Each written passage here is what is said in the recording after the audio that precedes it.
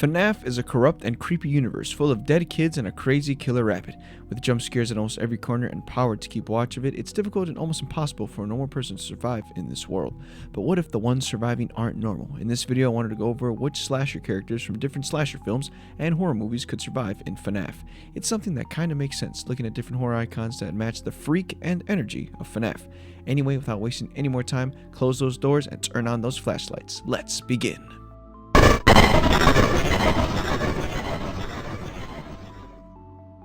Now, I'm going to be going over many different slasher icons and seeing how they would do in FNAF 1 and FNAF 2. The reason why I'm focusing on these games is because FNAF 3 is just Springtrap and FNAF 4 is not really actually happening, so these are just easier and make more sense to follow. I'm also going to be putting them into this tier list and taking a look at it at the end. Anyway, let's not waste any more time. Let's jump into our first killer. Working our way up here, let's start off with Leatherface. Now, Leatherface has an intimidating presence with his tall stature and scary mask. His skills include strength, chainsaw usage, ruthlessness, and immense durability. He really is strong and ruthless. I mean, it seems like nothing bothers him at all. He just goes and is able to destroy doors and go through basically anything. He's also very skilled with his chainsaw. Despite it being a big and clanky weapon, Leatherface, because of his strength, is able to move it around like it's a toy. Now, he isn't immortal or like a demon or anything. He's just a normal guy who kills out of fear because he believes that him and his family are always in constant danger. Now, because he's a normal guy, he does have his weaknesses. He can be killed and he can be manipulated with his fear. His family abuses this because of his mental illness. He also doesn't speak, using his actions and violence to do all the talking. So, how would he do in FNAF 1? Well, because of his intelligence and fear, he would probably run right out of the office and run right into Foxy. And maybe he could fight him off and keep going, but he would eventually be overpowered. While Leatherface may be strong and big, he isn't stronger or bigger than the rest of the animatronic gang. And it's not even worth mentioning FNAF 2, so I'm putting Leatherface right at the bottom at the instant death tier. Moving on to the next one. Moving on to another icon, we have Chucky, who he himself is already a toy, but is nowhere near friendly. Chucky, formerly known as Charles Lee Ray, a violent killer who met his fate in a toy store, but before he died, he transformed his soul into a good guy doll, who we now know is Chucky. Now, Chucky is an interesting and unique case. He possesses many powers and abilities. I'll go through some of them, but reading them all, I was like, whoa, I didn't know you could do this. He possesses the strength of a full-grown man, skilled at many different types of weapons. He's also really smart, being able to manipulate and set up traps for his victims. Now, in terms of his supernatural stuff, he knows black magic and is able to transfer his soul to other objects, and his soul is basically immortal. The doll can be destroyed, but his soul can transfer and possess something else entirely. So how would he do in FNAF 1? Well, yes, he's sneaky and small, so I believe he can make it through FNAF 1 without any problems. Even if the power runs out, I'm sure he can find the way to have unlimited power to the office. He can even take care of FNAF 1 unless he doesn't run into Golden Freddy. You see, Golden Freddy is like him, a spirit. The difference here is that Golden Freddy's spirit is more powerful than Chucky's. The reason for that is basically Golden Freddy's angry and vengeful, and if he were to meet Chucky, I feel like he would just annihilate Chucky's soul, sensing the killer within him.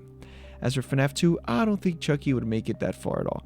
The bigger, more complex area would give him more places to hide, but ultimately he would perish. Perhaps this is because of his arrogance. He would try to possess one of the animatronics only to be jumped by the souls of the children in the spirit realm, who would kill his soul forever. This is a little tricky, but I'm putting Chucky in the 2 Knights tier. Moving on.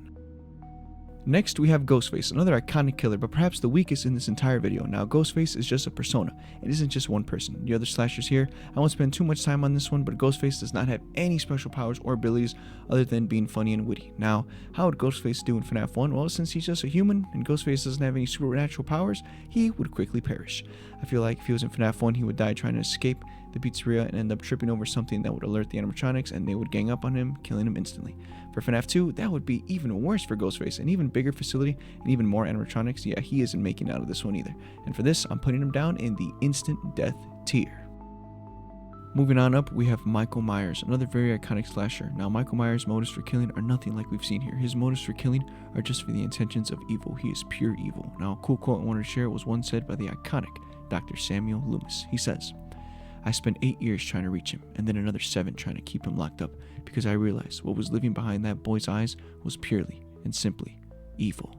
Looking at his powers and abilities, and it's clear that Michael was built different, possesses inhuman strength, durability, endurance, all this, and on top of that, he cannot die. He can be stunned, but ultimately he never stops. Now, he's also very skilled with any type of weapon, so how would he do in FNAF 1?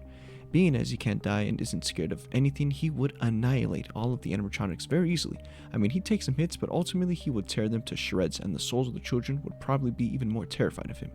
Now, if he was in FNAF 2, it's the same thing. This time, it would just be an 11v1 and Michael would come out of that unscathed. Really, he could probably solo the entire FNAF universe. So because of this, I'm definitely putting him in the threat tier, which means he's a threat to the FNAF universe.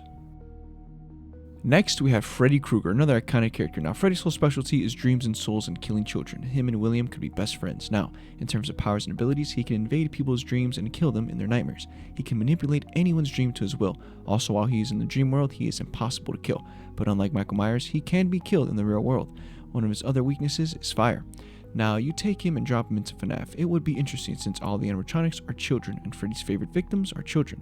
Now, I believe he would do his best to lure them out so he wouldn't even close the doors or check cameras, just play around in the office, spinning around in the chair and wait for one of the animatronics to show up. I think he could beat FNAF 1 because he could manipulate all of the animatronics, now once again with the exception of Golden Freddy. But if Freddy Krueger was in FNAF 2, he could do a decent job at outsmarting most of the animatronics and try to manipulate them. All of that would work until he got to the puppet, whose spirit is with a vengeance. Teamed up with Golden Freddy? Nah, it's over. Do you think they would just let a child killer walk all over them? Nope, so because of this, he'd make it through FNAF 1, I'm putting him in the full shift tier. Another unique character, Jigsaw, is one that allows the traps and games of his creation to do all the killing. Jigsaw, aka John Kramer, is a man who doesn't kill random people but people who have harmed others who are innocent by putting them in insane traps and games. John Kramer is a normal man, but he does not possess any sort of supernatural or demonic powers, but his true power comes from his mind and planning. He is a true genius. Now, if we place him in FNAF 1, he would absolutely destroy the game. We're talking about a man who carefully crafts out traps and is very detailed in every step that he takes, so him figuring out the power system and animatronic patterns would be a breeze.